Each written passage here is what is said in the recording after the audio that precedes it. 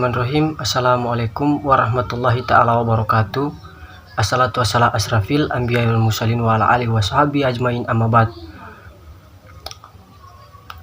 Perkenalkan, nama saya Alfian Sangaji. Saya adalah mahasiswa dari kampus Institut Agama Islam Negeri Ambon, Fakultas Ekonomi dan Bisnis Islam, jurusan Manajemen Bisnis Syariah. Jadi maksud dan tujuan saya membuat video ini adalah untuk pemenuhan tugas akhir semester saya,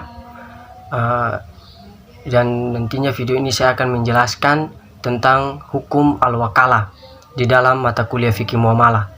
Jadi di dalam hukum al-wakalah terdapat beberapa poin yang nantinya saya akan jelaskan. Yang pertama, pengertian al-wakalah menurut bahasa dan istilah. Kemudian yang kedua, dasar hukum al-wakalah. Kemudian yang ketiga, rukun al-wakalah, dan yang terakhir syarat-syarat berakhirnya al-wakalah. Ya, langsung saja saya akan jelaskan poin pertama, yaitu pengertian menurut bahasa dan istilah hukum al-wakalah. Jadi menurut bahasa, al-wakalah artinya al-hafiz, al-kifayah, al-daman, dan al-tafwid, atau penyerahan, pendelegasian, dan pemberian mandat.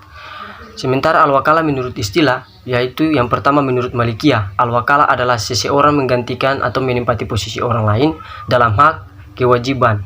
Yang kedua menurut Hanafiyah, al-wakalah adalah seseorang menempati diri orang lain dalam pengelolaan. Yang ketiga menurut Syafi'iyah, yang dimaksud dengan al-wakalah adalah suatu ibarat seseorang menyerahkan sesuatu kepada yang lain untuk dikerjakan ketika hidupnya. Jadi, berdasarkan definisi-definisi di atas, kiranya dapat disimpulkan bahwa al-wakalah adalah penyerahan dari seseorang kepada orang lain untuk mengerjakan sesuatu. Perwakilan berlaku selama yang mewakilkan masih hidup. Kemudian poin kedua, dasar hukum al-wakalah. Dasar hukum al-wakalah adalah firman Allah yang artinya, maka suruhlah salah seorang di antara kamu untuk pergi ke kota dengan membawa uang perakmu. Quran Surat Al-Kahfi ayat 18 dan 19. Adapun dalam Al-Quran lain yang terjemahan dalam ayat lain yang artinya, maka kirimlah seseorang utusan dari keluarga laki-laki dan seorang hakim dari keluarga perempuan. Quran Surat An-Nisa ayat 4 dan 35. Adapun hadis-hadis Nabi SAW dari Jabir radhiyallahu anha berkata, aku keluar pergi ke Khaybar, lalu aku datang kepada Rasulullah, maka beliau bersabda, bila engkau datang pada wakilku di Khaybar, maka ambillah darinya 15 wasak. Ini hadis riwayat Abu Daud. Kemudian poin yang ketiga, rukun al-wakalah. Rukun al-wakalah memiliki 4 rukun, yaitu yang pertama, orang yang mewakilkan. Syarat bagi yang mewakilkan ialah dia pemilik barang atau di bawah kekuasaannya dan dapat bertindak pada harta tersebut. Yang kedua, wakil atau yang mewakili. Syaratnya harus orang yang berakal. Yang ketiga, muwakkal fi, sesuatu yang diwakilkan.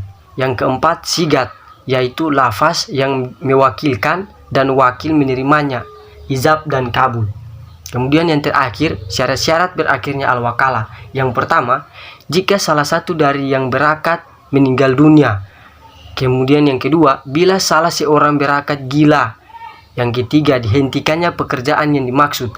Karena jika telah berhenti dalam keadaan seperti ini, wakalah tidak berfungsi lagi. Yang keempat, pemutusan oleh orang yang mewakilkan terhadap wakil.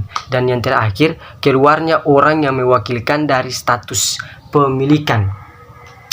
Ya, mungkin itu saja penjelasan singkat dari saya tentang hukum al-wakalah. Semoga penjelasan singkat ini bisa menjadi manfaat yang sangat besar ke depan nanti bagi saya dan bagi teman-teman yang sedang menonton atau yang nanti menonton.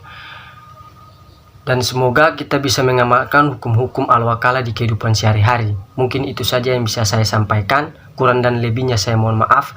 Bila ada kesalahan, mohon dimaafkan, karena kesalahan itu hanya datang dari diri saya sendiri, dan kebenaran hanyalah mutlak milik Allah Subhanahu wa taala. Saya mohon mundur diri. Billahi taufiq wal hidayah. Wassalamualaikum warahmatullahi taala wabarakatuh.